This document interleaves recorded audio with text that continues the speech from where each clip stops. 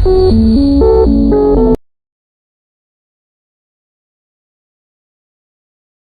നീ കാപ്പി കുടിച്ചിട്ട് പോയി ആ വിളക്കൊന്ന് കത്തിക്ക്. ഇനി കുഞ്ഞു വന്നിട്ട് കത്തിക്കാൻ നിന്നാ നടക്കില്ല.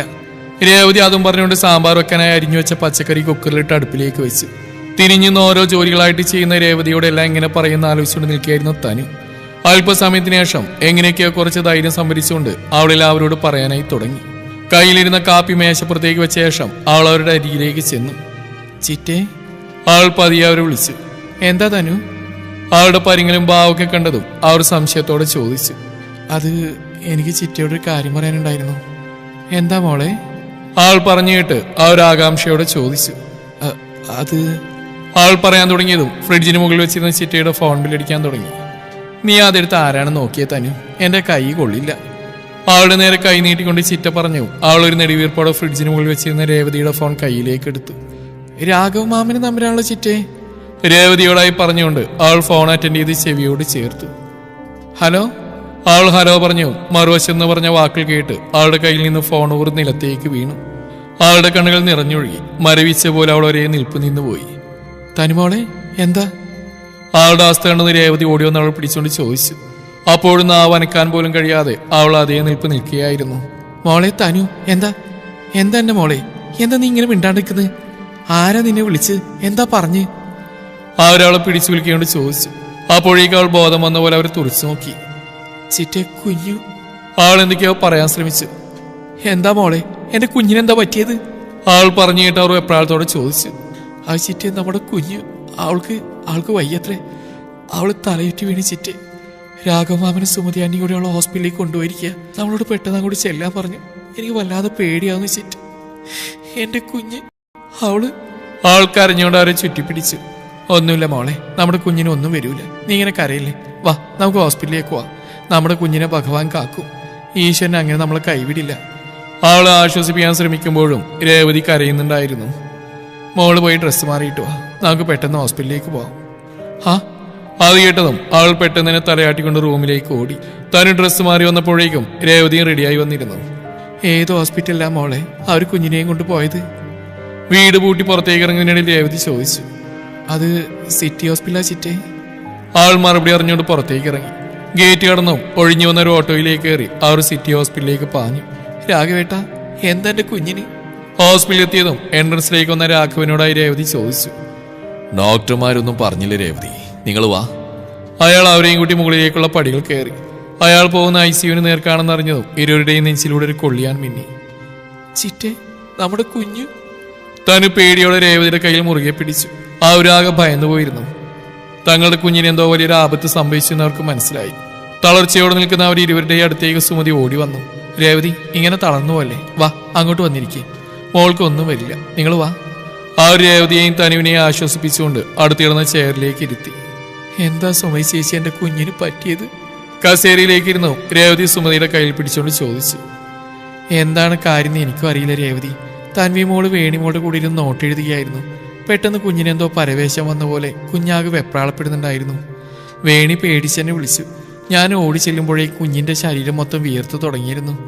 ശ്വാസം എടുക്കാൻ വല്ലാതെ ബുദ്ധിമുട്ടുന്ന കണ്ട് ഞാനും വേണിയും കൂടി അവളെ നെഞ്ചു തിരുമ്മി കൊടുത്തു. കുടിക്കാൻ വെള്ളം കൊടുത്തു. ഒരു കവിള് കുടിച്ചിറക്കി. അപ്പോഴേക്കും കുഞ്ഞ് തളർന്നു വീണ് പോയിരുന്നു. ഈശ്വര, എന്റെ മോള്, എന്റെ കുഞ്ഞിനൊരു ആപത്തും വരുത്തില്ല എന്റെ കൃഷ്ണ. രേവതി കരഞ്ഞുകൊണ്ട് പ്രാർത്ഥിച്ചു. തനു ആ നിമിഷങ്ങളിലൊക്കെയും നിശബ്ദയായിരുന്നു. അവളുടെ മനസ്സിലേക്ക് തന്റെ അച്ഛൻ്റെയും അമ്മയുടെയും മുഖങ്ങൾ കടന്നു വന്നു. ഒരിക്കൽ തങ്ങളെ സ്നേഹം കൊണ്ട് മൂടിയിരുന്ന, പിന്നെ വിധിയുടെ വിളയാട്ടത്തിൽ തങ്ങളിൽ നിന്ന് എന്നേക്കുമായി അകന്നുപോയ തങ്ങളുടെ എല്ലാമായ അച്ഛൻ്റെയും അമ്മയുടെയും ഓർമ്മകൾ അവളുടെ മനസ്സിലൂടെ മിന്നിമാറി. അതോടൊപ്പം തന്നെ അപ്പൂപ്പന്റെയും അമ്മൂമ്മയുടെയും മുഖവും കടന്നു വന്നു. പതിയെ അവിടെ കുഞ്ഞുവിന്റെ മുഖം കടന്നു വന്നതും അവളൊരു ഞെട്ടലോടെ ചാടി എഴുന്നേറ്റു. കുഞ്ഞു! അവൾ അലറിക്കൊണ്ട് ICUവിന് നേരെ പാഞ്ഞു. ആ നിമിഷം അവളുടെ മനസ്സിൽ തന്റെ കുഞ്ഞു തന്നെ വിട്ടുപോകുമോ എന്ന ഭയം മാത്രമായിരുന്നു. മോളെ നിക്ക്! രേവതി അവളെ തടയാൻ ശ്രമിച്ചുവെങ്കിലും അവളെ തള്ളി മാറ്റിക്കൊണ്ട് ICUവിന് നേരെ പാഞ്ഞു. ഡോറ് തള്ളി തുറന്ന് അവൾ അകത്തേക്ക് കയറാൻ ശ്രമിക്കുമ്പോഴേക്കും അവർ 3 പേരും കൂടി വന്ന് അവളെ പിടിച്ചു മാറ്റിയിരുന്നു. തനു മോളെ, എന്താ നീ കാണിക്കുന്നത്? രേവതി അവളെ സമാധാനിപ്പിക്കാൻ ശ്രമിച്ചുകൊണ്ട് ചോദിച്ചു. ചീറ്റെ, എന്റെ കുഞ്ഞു, അവൾ എന്നെ വിട്ടു പോവും. അച്ഛനും അമ്മേനെ വിട്ടുപോയതുപോലെ അവൾ എന്നെ വിട്ടുപോകും. അവൾ കരഞ്ഞുകൊണ്ട് അവരെ ചുറ്റിപ്പിടിച്ചു. നീ എന്തൊക്കെയാ മോളെ ഈ പറയുന്നത്? അവൾ എങ്ങോട്ട് പോകുന്ന? അവൾ എങ്ങും പോയില്ല മോളെ, എന്നും നമ്മുടെ ഒപ്പം തന്നെ കാണും. ആരും കരഞ്ഞു പോയിരുന്നു. അവരുടെ നെഞ്ചിൽ മുഖം അമർത്തി വെച്ചുകൊണ്ട് തനു പൊട്ടിക്കരഞ്ഞു. ആ രണ്ട് പാവങ്ങളെ എങ്ങനെ ആശ്വസിപ്പിക്കണമെന്നറിയാതെ സുമതിയും രാഘവനും പകച്ചുപോയിരുന്നു. ഡോക്ടറുടെ ക്യാബിനിലിരിക്കുമ്പോൾ തനുവിന്റെ ശരീരമാകെ വിറകൊള്ളുകയായിരുന്നു. ഡോക്ടറുടെ മുഖം കാണുന്തോറും അദ്ദേഹം പറയാൻ പോകുന്ന കാര്യങ്ങൾ അത്ര നല്ലതല്ലെന്ന് അവൾക്ക് ഉറപ്പായിരുന്നു. അവൾ മനസ്സുരുകി ഭഗവാനെ വിളിച്ചുകൊണ്ടിരുന്നു. മിസ് തനുശ്രീ. യെസ് തനുശ്രീ. തൻവിക്ക് ഇതിനു മുമ്പ് എപ്പോഴെങ്കിലും ഇങ്ങനെ ഒരു ഇൻസിഡന്റ് ഉണ്ടായിട്ടുണ്ടോ? ഐ മീൻ ചെറുപ്രായത്തിൽ എപ്പോഴെങ്കിലും തലചുറ്റലോ ബോധക്ഷയമോ അങ്ങനെ എന്തെങ്കിലും? ഇല്ല ഡോക്ടർ, ഇല്ല, ഇതൊരു മോൾക്ക് അങ്ങനെയൊന്നും ഉണ്ടായിട്ടില്ല. ഡോക്ടർ പറഞ്ഞു കഴിയും മുന്നേ തനു മറുപടി പറഞ്ഞു. ഓക്കെ, ഇടയ്ക്ക് എപ്പോഴെങ്കിലും കുട്ടി നെഞ്ചുവേദന ഉണ്ടെന്നോ അല്ലെങ്കിൽ മറ്റ് ശാരീരിക ബുദ്ധിമുട്ടുകളെ കുറിച്ച് എന്തെങ്കിലും പറഞ്ഞിട്ടുണ്ടോ? ഇല്ല ഡോക്ടർ, അങ്ങനെയൊന്നും മോൾ ഇതുവരെയും പറഞ്ഞു കേട്ടിട്ടില്ല. ഡോക്ടർ വീണ്ടും ചോദിച്ച് അവൾ മറുപടി പറഞ്ഞു. ഒരു നിമിഷം ഡോക്ടർ ഒന്നും മിണ്ടാതെ മൗനമായിരുന്നു. എന്താ ഡോക്ടർ, എന്താ കുഞ്ഞിന് പറ്റിയത്? ഡോക്ടറുടെ മുഖഭാവം കണ്ട് തനു ടെൻഷനോട് ചോദിച്ചു. തനുശ്രീ, താൻ ഞാൻ പറയാൻ പോകുന്ന കാര്യങ്ങൾ അത്ര നിസ്സാരമായിട്ട് കാണരുത്. ഡോക്ടർ മുഖവരെന്നോണം പറഞ്ഞു നിർത്തിയതും തനുവിൽ വല്ലാത്തൊരു വെപ്രാളം നിറഞ്ഞു. എന്താ ഡോക്ടർ? ആൾ വിറയലോട് ചോദിച്ചു. അത് തൻവിക്ക് ഒരു ഡേഞ്ചറസ് ഹാർട്ട് ഡിസീസാണ്. തൻവിയുടെ ഹൃദയത്തിന് വലിയ കേടുപാട് സംഭവിച്ചിട്ടുണ്ട്.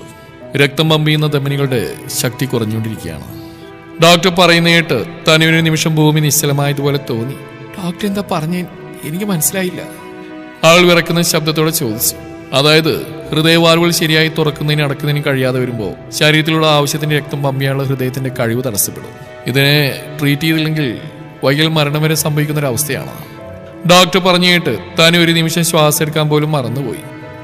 ഡോക്ടർ, എന്റെ കുഞ്ഞ് എങ്ങനെയെങ്കിലും രക്ഷിക്കണം. അവളെ ആളുടെ നേരെ കൈകൾ കൂപ്പിക്കൊണ്ട് നിറകണ്ണുകളോടെ പറഞ്ഞു. എത്രയും പെട്ടെന്ന് സർജറി ചെയ്യണം. നാളെങ്കിൽ നാളെ. വൈകുന്നേരം ആ കുട്ടിയുടെ ജീവൻ തന്നെ അത് ആപത്താണ്. ഡോക്ടർ തനുവിനെ നോക്കിക്കൊണ്ട് പറഞ്ഞു. അവൾ ചുണ്ടുകൾ കൂട്ടിപ്പിടിച്ചുകൊണ്ട് കരച്ചിലടക്കി. എന്നിട്ട് പോലും അവളിൽ നിന്നൊരു ഏങ്ങൽ പുറത്തേക്ക് വന്നു. ഏയ് തനുശ്രീ, റിലാക്സ്. അയാൾ അവളെ ആശ്വസിപ്പിച്ചുകൊണ്ട് പറഞ്ഞു. ഡോക്ടർ, എമർജൻസി കേസ് വന്നിട്ടുണ്ട്. പെട്ടെന്ന് നേഴ്സ് ഡോക്ടറെ ക്യാബിനിലേക്ക് ഓടി വന്നിട്ട് പറഞ്ഞു. അയാൾ വേഗം എഴുന്നേറ്റ് അവളോട് പറഞ്ഞ ശേഷം പുറത്തേക്ക് നടന്നു. പിന്നെ 1-2 നിമിഷങ്ങൾ കഴിഞ്ഞാണ് തനു ക്യാബിനിൽ നിന്ന് പുറത്തേക്ക് ഇറങ്ങിയത്. അവളെ ഡോക്ടർ എന്താ പറഞ്ഞേ?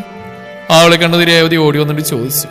ഒരു നിമിഷം തനു രേവതിയെ തന്നെ നോക്കി നിന്ന ശേഷം പൊട്ടിക്കരഞ്ഞുകൊണ്ട് അവരുടെ മാറിലേക്ക് വീണു. എന്താ എന്താ മോളെ, എന്താ നമ്മുടെ കുഞ്ഞിന് ഇങ്ങനെ കരഞ്ഞ് ചിറ്റയെ കൂടി വിഷമിപ്പിക്കാതെ കാര്യം പറയും മോളെ. അവരവിടെ ഇരുതോളിലും പിടിച്ചു കുലുക്കിക്കൊണ്ട് പേടിയോടെ പറഞ്ഞു. ചിറ്റയെ, നമ്മുടെ കുഞ്ഞ്, അവൾക്ക് അവളുടെ ഹൃദയത്തിന്റെ വാൽവിന് പ്രശ്നമുണ്ട്. എത്രയും പെട്ടെന്ന് സർജറി വേണമെന്ന് ഡോക്ടർ പറയുന്നു. എനിക്കൊന്നും അറിയില്ല ചിറ്റെ, എനിക്ക് ആ പേടിയാവുന്നു. ആൾ കരഞ്ഞുകൊണ്ട് രേവതിയോട് പറഞ്ഞു. ഈശ്വര, ഞാൻ എന്തീ കേൾക്കുന്നത്? എന്റെ കുഞ്ഞിന്റെ ഓപ്പറേഷനോ? ആരും കരഞ്ഞു പോയിരുന്നു. നമ്മളിനി എന്താ ചിറ്റേ ചെയ്യുക? എങ്ങനെയാ നമ്മുടെ കുഞ്ഞിനെ നമ്മൾ രക്ഷിക്കുക? ആൾക്ക് എന്തെങ്കിലും സംഭവിച്ച പിന്നെ ഞാൻ ഉണ്ടാവില്ല ചിറ്റ്. ആൾ രേവതിയുടെ ഇരുകൈകളും കൂട്ടിപ്പിടിച്ചുകൊണ്ട് പറഞ്ഞു. ഓള് വിഷമിക്കാതെ, നമ്മുടെ കുഞ്ഞിനൊരു ആപത്ത് വരാൻ ഈ ചിറ്റ ജീവനുള്ളപ്പോൾ സമ്മതിക്കില്ല. നമുക്ക് എത്രയും പെട്ടെന്ന് ഓപ്പറേഷൻ നടത്താം, അവർ പറഞ്ഞു. എങ്ങനെയാ ചിറ്റ്, ചെറിയ തുകയൊന്നുമില്ല ഓപ്പറേഷന് വേണ്ടി അടക്കേണ്ടത്. നമ്മൾ കൊണ്ട് എത്രയൊക്കെ കൂട്ടിയാലും കൂടില്ല. ആളുടെ മുഖത്ത് തെളിഞ്ഞു നിൽക്കുന്ന നിസ്സഹായത രേവതിയൊന്ന് ഉലച്ചു. പിന്നെ നമ്മൾ എന്ത് ചെയ്യും മോളെ? അറിയില്ല ചിറ്റെ, എനിക്കൊന്നും അറിയില്ല. എന്ത് ചെയ്യുമെന്നറിയാതെ അവൾ ആ വരാന്തിലിട്ടിരിക്കുന്ന പ്ലാസ്റ്റിക് കസേരയിലേക്ക് ഇരുന്നുകൊണ്ട് തലയിൽ കൈ താങ്ങി വെച്ചു. ഫോൺ ബെല്ലടിക്കുന്ന ശബ്ദം കേട്ടാണ് ദീർഘനേരത്തെ ഉറക്കത്തിൽ നിന്ന് ദത്തൻ ഉണരുന്നത്. അവൻ കണ്ണുകൾ അടച്ചു പിടിച്ചുകൊണ്ട് തന്നെ കൈയെത്തി ഫോൺ എടുക്കുമ്പോഴേക്കും അത് കട്ടായിരുന്നു. ഫോൺ ബെഡിലേക്ക് ഇട്ട ശേഷം അവൻ കണ്ണുകൾ ചിമ്മി തുറന്നുകൊണ്ട് പതിയെ എഴുന്നേറ്റ് മുന്നിലേക്ക് നോക്കി. മുന്നിലെ വലിയ കണ്ണാടിയിലൂടെ തെളിഞ്ഞു കാണുന്ന അവന്റെ തന്നെ പ്രതിബിംബത്തിലേക്ക് അവനൊരു നിമിഷം നോക്കിയിരുന്നു. പതിയെ അവിടെ തനുവിന്റെ മുഖം കടന്നു വന്നതും നിമിഷ നേരം കൊണ്ട് അവന്റെ കണ്ണുകളിൽ ചുവപ്പ് രാശി പടർന്നു. മുഖം വലിഞ്ഞു മുറുകി, ഞരമ്പുകൾ പിടഞ്ഞു നിന്നു. അവനിൽ പക ആളി കത്തി. ഇല്ല തനുശ്രീ, വെറുതെ വിടില്ല നിന്നെ ഞാൻ. എന്നിൽ നിന്നൊരു മോചനം നിനക്ക് ഒരിക്കലും ഉണ്ടാവില്ല. അവൻ അതിലേക്ക് നോയിക്കൊണ്ട് മനസ്സിൽ മൊഴിഞ്ഞു. ശേഷം വർദ്ധിച്ച പകയോടെ മുന്നിൽ നിന്ന് ഫ്ലവർ വേസ് എടുത്ത് ആ കണ്ണാടിയിലേക്ക് വലിച്ചെറിഞ്ഞു. നിമിഷ നേരം കൊണ്ട് അവ തകർന്നിലത്തേക്ക് പതിച്ചതും അതിലെ ഓരോ കണ്ണാടി ചില്ലുകളിലും അവൻ തനുവിന്റെ പുഞ്ചിരിക്കുന്ന മുഖം കണ്ടു. ഇനി അധികം നാൾ നിന്റെ മുഖത്ത് ഈ പുഞ്ചിരി ഉണ്ടാവില്ല തനുശ്രീ. ആ ചില്ല് കഷ്ണങ്ങളിലേക്ക് നോക്കി അവൻ മുരളുമ്പോൾ അവന്റെ കണ്ണുകളിൽ തെളിഞ്ഞു കാണുന്ന അഗ്നിക്ക് ആളുടലോടെ കത്തിക്കാനുള്ള ശേഷിയുണ്ടായിരുന്നു. ആ നിമിഷമാണ് അവന്റെ ഫോൺ വീണ്ടും റിങ് ചെയ്യാൻ തുടങ്ങിയത്. അവനൊരു സംശയത്തോടെ കോൾ അറ്റൻഡ് ചെയ്ത് ചെവിയിലേക്ക് വെച്ചു. ഹലോ, എവിടെയാണോ മോനെ നീ? മറുവശത്ത് കേട്ട വിഷ്ണുവിന്റെ അലർച്ചയിൽ ഒരു നിമിഷം കൊണ്ട് ആ ഫോൺ ചെവിയിൽ നിന്ന് മാറ്റിപ്പിടിച്ചു. തന്നെ ചെവി അടിച്ചു പോയി. അവന്റെ തെരുവിളി കേട്ടും ദത്തൻ പതിയെ പിറുവിറുത്തു. എന്താണോ പുല്ലേ? അവൻ വീണ്ടും ഫോൺ ചെവിയിലേക്ക് വെച്ചുകൊണ്ട് വിഷ്ണുവിനോടായി ചോദിച്ചു. നീ എവിടെയാടാ? ഞാൻ ഗസ്റ്റ് ഹൗസിലുണ്ട്. അവിടെ എന്താ? നത്തി, ഒന്ന് ഫ്രീ ആവണമെന്ന് തോന്നി, അങ്ങനെ ഇങ്ങോട്ട് വന്നാ. അവൻ അലസമായി പറഞ്ഞു. എത്ര കുപ്പി തീർത്തു? ജസ്റ്റ് 1 ബോട്ടിൽ. അവനെ ആ നിസ്സാരഭാവം വിഷ്ണുവിനെ ഒന്ന് ചൊടിപ്പിച്ചു. നിന്നെയൊക്കെ ഉണ്ടല്ലോ. അത് വിട്. നീ വേഗം അവിടെ നിന്ന് സിറ്റി ഹോസ്പിറ്റലിലേക്ക് വാ. അവന്റെ നാവിൽ നിന്ന് സിറ്റി ഹോസ്പിറ്റലിൽ നിന്ന് കേട്ട ദത്തന്റെ കണ്ണുകൾ കുറുകി. സിറ്റി ഹോസ്പിറ്റലോ? അവിടെ എന്താ? ആൾക്ക് വന്നിട്ട് ഞാൻ പറയാം, നീ വേഗം ഇങ്ങോട്ട് വാ. അവൻ പറഞ്ഞിട്ട് വിഷ്ണു ഫോൺ കട്ട് ചെയ്യുമ്പോഴും ദത്തൻ ഓരോന്ന് ആലോചിച്ചുകൊണ്ടിരിക്കുകയായിരുന്നു. ചിറ്റേ ഐസിയുവിന് മുമ്പിലിട്ടിരുന്ന കസേരയിലിരിക്കാതെ രേവതിയുടെ മുന്നിലേക്ക് വന്നുകൊണ്ട് തനി വിളിച്ചും അവർ മുഖമുയർത്തി അവളെ നോക്കി. ചിറ്റ ഇവിടെ തന്നെ ഉണ്ടാവില്ലേ? ഞാനൊന്ന് പുറത്തു പോയിട്ട് വരാം. എവിടെ പോവാ മോളെ? അവൾ പറഞ്ഞു കേട്ട് അവർ കസേരയിൽ നിന്ന് എഴുന്നേറ്റുകൊണ്ട് ചോദിച്ചു. ഓപ്പറേഷൻ എങ്ങനെ പോലെ ഒരു 10 ലക്ഷം രൂപയെങ്കിലും ആവും ചിറ്റേ. എന്തെങ്കിലും വഴിയുണ്ടോ നോക്കണം. ഞാൻ കുറച്ച് പണം സിദ്ധാർത്ഥ സാറിനോടും ചോദിച്ചാലെന്ന് ആലോചിക്കുക. സാറിൽ നിന്നും പിടിച്ചാൽ മതിയല്ലോ. അത്രയും പണമൊക്കെ അവർ തരുമോ മോളെ? നീ ഒരു ജന്മം അവിടെ ജോലി ചെയ്താൽ പോലും അത്രയ്ക്കും പണം കൊടുത്തിരിക്കാൻ സാധിക്കില്ലെന്ന് അദ്ദേഹത്തിന് അറിയായിരിക്കല്ലോ. അവർ പറഞ്ഞു കേട്ട് അവളുടെ മുഖം മങ്ങി. അറിയില്ല ചിറ്റേ, എന്നാലും ചോദിച്ചു നോക്കാം. അത്രയും പണം തന്നില്ലെങ്കിലും കുറച്ച് പണമെങ്കിലും തരാതിരിക്കില്ല. അതേ നല്ലൊരു വ്യക്തിയാ. എന്നാലും മോളെ അവരവളോട് എന്ത് പറയണമെന്നറിയാതെ നിന്നുപോയി. നമ്മുടെ മുന്നിൽ അധികം സമയമില്ല ചിറ്റേ. എത്രയും പെട്ടെന്ന് ഓപ്പറേഷൻ നടത്തണം, അല്ലെങ്കിൽ നമ്മുടെ കുഞ്ഞ്. അവൾ ബാക്കി പറയാ കണ്ണുനീരോടെ രേവതിയെ നോക്കി. ഞാൻ പോയിട്ട് വരാൻ ചിറ്റേ. സമയം വൈകും തോറും അത് നമ്മുടെ കുഞ്ഞിന് ആപത്താ. അവൾ രേവതിയോട് പറഞ്ഞുകൊണ്ട് അവളുടെ കയ്യിൽ മുറുകെ പിടിച്ചു. ശേഷം മുഖമൊന്ന് അമർത്തി തുടച്ചുകൊണ്ട് അവൾ പുറത്തേക്ക് നടന്നു. അവൾ പോകുന്ന നോക്കി നിറഞ്ഞൊഴുകുന്ന കണ്ണുകളോടെ നിസ്സഹായായി നിൽക്കാൻ മാത്രമേ ആ നിമിഷം രേവതിക്ക് സാധിച്ചുള്ളൂ. അവളെ തടയണമെന്ന് ആഗ്രഹമുണ്ടെങ്കിലും ഐസിയുവിനുള്ളിൽ കിടക്കുന്ന കുഞ്ഞുവിന്റെ മുഖം ഓർമ്മ വന്നു അവൾ നിസ്സഹായായി പോയി. എന്തായി മോളെ? അതേ എന്തു പറഞ്ഞു? സിദ്ധാർത്ഥിനെ കണ്ട് തിരികെ വന്നു രേവതി തനുവിനോട് ചോദിച്ചു. പകുതി ശരിയായിച്ചിട്ടേ. സിദ്ധാർത്ഥ് സാർ ലോൺ തരാന്ന് പറഞ്ഞു. മാസം ശമ്പളത്തിൽ നിന്ന് പിടിക്കും. അവൾ പറഞ്ഞു. രേവതിക്ക് ആശ്വാസം തോന്നി. ഇനിയിപ്പോ പകുതി എങ്ങനെ ഒപ്പിക്കുന്ന? അവൾ ഒരു ദീർഘനിശ്വാസം എടുത്തുകൊണ്ട് ചെയറിലേക്ക് ഇരുന്നു. അത് നമുക്ക് സംഘത്തിൽ നിന്ന് ലോൺ എടുക്കാം. ഞാൻ മാനേജർ സാറിനെ വിളിച്ചിരുന്നു. അദ്ദേഹം എത്രയും പെട്ടെന്ന് ലോൺ ശരിയാക്കി തരാമെന്ന് പറഞ്ഞു. അവർ പറഞ്ഞു. അവൾ സന്തോഷത്തോടെ അവരെ നോക്കി. ഇപ്പോഴാണ് സമാധാനമായത്. അവൾ സമാധാനത്തോടെ പറഞ്ഞുകൊണ്ട് ഐസിയുവിന് നേരെ മിഴികൾ പായിച്ചു. ഡോക്ടർ പിന്നെ എന്തെങ്കിലും പറഞ്ഞോ ചിറ്റേ? അവൾ ടെൻഷനോടെ രേവതിയോട് ചോദിച്ചു. ഇല്ല മോളെ, പിന്നെ ഡോക്ടറൊന്നും പറഞ്ഞില്ല. അവർ പറഞ്ഞിട്ട് അവളൊരു നെടുവീർപ്പോടെ ഐസിയുവിന്റെ വാതിലേക്ക് തന്നെ കണ്ണുകൾ നട്ടിരുന്നു. ഇതേ സമയം ദത്തന്റെ കറുത്ത ഓടി കാറ് ഹോസ്പിറ്റലിന്റെ എൻട്രൻസിലേക്ക് പൊടി വർത്തിക്കൊണ്ട് വന്നു നിന്നു. ഡോർ തുറന്നിറങ്ങിയതും അവൻ കീ സെക്യൂരിറ്റിയുടെ കയ്യിലേക്ക് എറിഞ്ഞു കൊടുത്തു. അയാൾ അത് വാങ്ങി അവന്റെ കാറിലേക്ക് കയറുമ്പോഴും അവൻ നേരെ മുകളിലേക്കുള്ള പടികൾ കയറിയിരുന്നു. ഐസിയുവിലേക്ക് തിരിയുന്ന ഇടനാഴിയുടെ ഒരു സൈഡിലായി നിൽക്കുന്ന വിഷ്ണുവിന്റെ അരികിലേക്ക് അവൻ വേഗത്തിൽ നടന്നിരുന്നു. എന്താടാ, ഇതിന് നീ അത്യാവശ്യമായിട്ട് കാണുന്നു പറഞ്ഞേ? അത് നീ വാ, ദത്തൻ ചോദിച്ചു. വിഷ്ണു അവന്റെ കയ്യിൽ പിടിച്ചുകൊണ്ട് ഐസിയുവിന് നേർക്ക് നടന്നു. ദേ അങ്ങോട്ട് നോക്കി. ഐസിയുവിന് നേരെ വിരൽ ചൂണ്ടിക്കൊണ്ട് വിഷ്ണു പറഞ്ഞു. ദത്തന്റെ കണ്ണുകൾ അങ്ങോട്ടേക്ക് നീണ്ടു. ഇവളെന്താ അവിടെ? അവിടെ നിൽക്കുന്ന തനുവിനെ നോക്കി പറഞ്ഞുകൊണ്ട് അവൻ നെറ്റി വിളിച്ചു. അറിയില്ല, ഞാനും അമ്മയും കൂടി പതിവ് ചെക്കപ്പിന് വന്നപ്പോഴാ കോറിഡോറിലൂടെ നടന്നു പോകുന്ന ഇവളെ കണ്ടത്. അമ്മ കൂടെയുള്ളതുകൊണ്ട് ആ സമയത്ത് അവിടെ പിന്നാലെ ചെല്ലാനോ കാര്യം അന്വേഷിക്കാനോ സാധിച്ചിരുന്നില്ല. അതാണ് ആ സമയം ഞാൻ നിന്നെ ഫോൺ ചെയ്തത്. വിഷ്ണു പറഞ്ഞു കേട്ട് ദത്തനൊന്ന് അമർത്തി മൂളി. എന്നിട്ട് സതിയാൻ്റിയോടെ?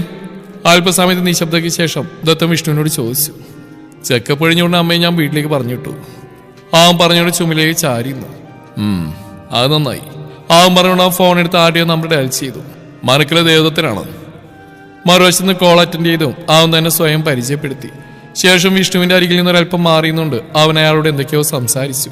5 സെക്കൻഡിനുള്ളിൽ അവൻ തിരികെ വരുമ്പോൾ അവന്റെ കണ്ണുകൾക്ക് വല്ലാത്തൊരു തിളക്കമുണ്ടെന്നുള്ളത് വിഷ്ണു ശ്രദ്ധിച്ചു. എന്താടാ, ആരെ നീ വിളിച്ചത്? അവനടുത്തേക്ക് വന്ന് വിഷ്ണു ചോദിച്ചു.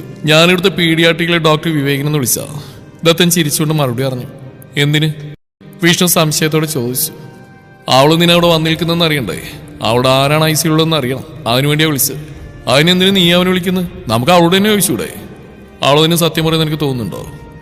അതിന് വിഷ്ണു മറുപടിയൊന്നും പറഞ്ഞില്ല. അല്ല, എന്നിട്ട് വിവേകം പറഞ്ഞു അവളെന്തിനാ ഇവിടെ നിൽക്കുന്നതെന്ന് അറിഞ്ഞോ? നീ ദത്തനെ കുറിച്ച് എന്താ വിചാരിച്ചിരിക്കുന്നു വിഷ്ണു? ദത്തനൊരു കാര്യം അറിയണമെന്ന് വിചാരിച്ചാ അതറിഞ്ഞിരിക്കും. അവൻ പുച്ഛത്തോടെ പറഞ്ഞുകൊണ്ട് ഐസിന് മുമ്പിൽ നിൽക്കുന്ന തനുവിനെ നോക്കി. എന്തിനാ അവൾ ഇവിടെ നിൽക്കുന്നത്? ആരുടെ അവൾ വന്ന്?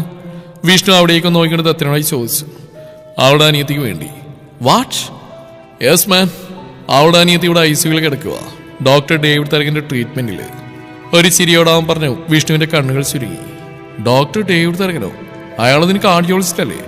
അവരെന്തിനാ അയാളെ കാണിക്കുന്നത്? അറിയില്ല, എന്തായാലും കണ്ടുപിടിക്കണം. ഇതുകൊണ്ട് നമുക്ക് എന്തെങ്കിലും ഗുണമുണ്ടായാലോ? അവനൊരു കണ്ണിറുക്കിക്കൊണ്ട് കൂട്ടമായ പുഞ്ചിരിയോടെ പറഞ്ഞു. വിഷ്ണു അവനെ സംശയത്തോടെ നോക്കി. ഗുണോ? എന്ത് ഗുണം? അവിടെ അനീതിയോടെ കിടക്കുന്നതുകൊണ്ട് നിനക്കെന്ത് ഗുണം ഉണ്ടാവാനാ? വിഷ്ണു നെറ്റി വിളിച്ചുകൊണ്ട് അവരോട് ചോദിച്ചു. അതൊന്നും ഇപ്പൊ പറയാൻ പറ്റില്ല. എന്നാലും നീ വാ, നമുക്ക് ഡോക്ടർ ഡേവിഡിനെ കണ്ടിട്ട് വരാം.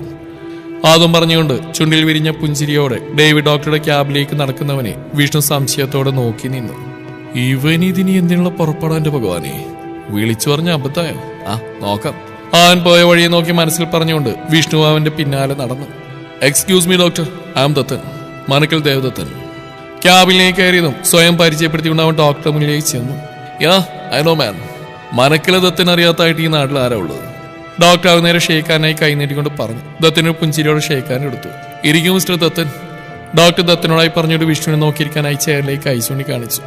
അവരിരുവൻ ചെയറിലേക്ക് ഇരുന്നു. ഡോക്ടർ മുന്നോട്ടേക്ക് ആഞ്ഞിരുന്നു. പറയൂ ദത്തൻ, മനക്കലെ ദത്തൻ എന്നെ കാണാനായിട്ട് ഇങ്ങോട്ട് വരണമെങ്കിൽ കാര്യം അത്ര നിസ്സാരമായിരിക്കില്ലല്ലോ. പറയൂ, എന്താണ് എന്നെ കൊണ്ടുള്ള ആവശ്യം? ആർക്കെങ്കിലും എന്തെങ്കിലും ട്രീറ്റ്മെന്റ് ആവശ്യമുണ്ടോ? ഡോക്ടർ സംശയത്തോടെ ചോദിച്ചു. യെസ് ഡോക്ടർ, ആവശ്യമുണ്ട്. ബട്ട് ആ ട്രീറ്റ്മെന്റിന് വേണ്ടിയല്ല. പിന്നെ? ദത്തൻ പറഞ്ഞിട്ട് ഡോക്ടർ സംശയത്തോടെ ചോദിച്ചു. ICUവിൽ ഡോക്ടർ ട്രീറ്റ്മെന്റിൽ കഴിയുന്ന തൻവി ചന്ദ്രശേഖർ എന്ന പെൺകുട്ടിയെക്കുറിച്ച് എനിക്ക് കുറച്ച് വിവരങ്ങൾ അറിയാനുണ്ട്. ദത്തൻ പറഞ്ഞു കേട്ട് ഡോക്ടർ അവനെ സംശയത്തോടെ ഒന്ന് നോക്കി.